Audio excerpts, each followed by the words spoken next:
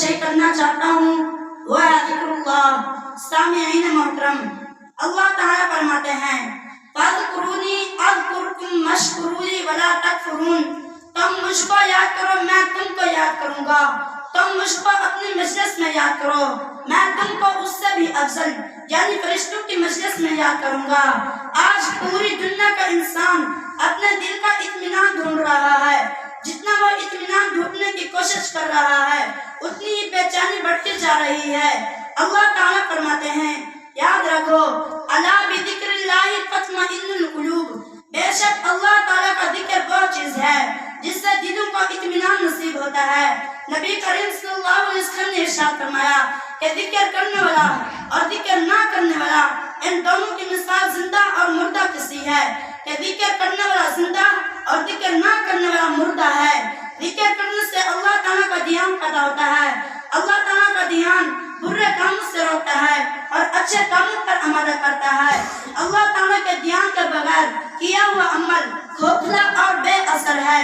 ایک صحابی نے آپ صلی اللہ علیہ وسلم سے پوچھا کہ سب سے افضل عمل کیا ہے؟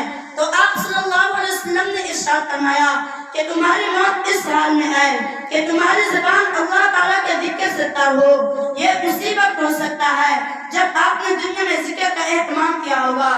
سامعین محترم، نبی کریم صلی اللہ علیہ وسلم نے ارشاد فرمایا کہ فرشتوں کی ایک جماعت گشت کرتی رہتی ہے، جہاں کہیں ان کو ذکر کرنے والے ملتے ہیں وہ فرشتے ان کے ارد گرد جمع ہو جاتے ہیں اور آسمان تک جمع ہوتے رہتے ہیں۔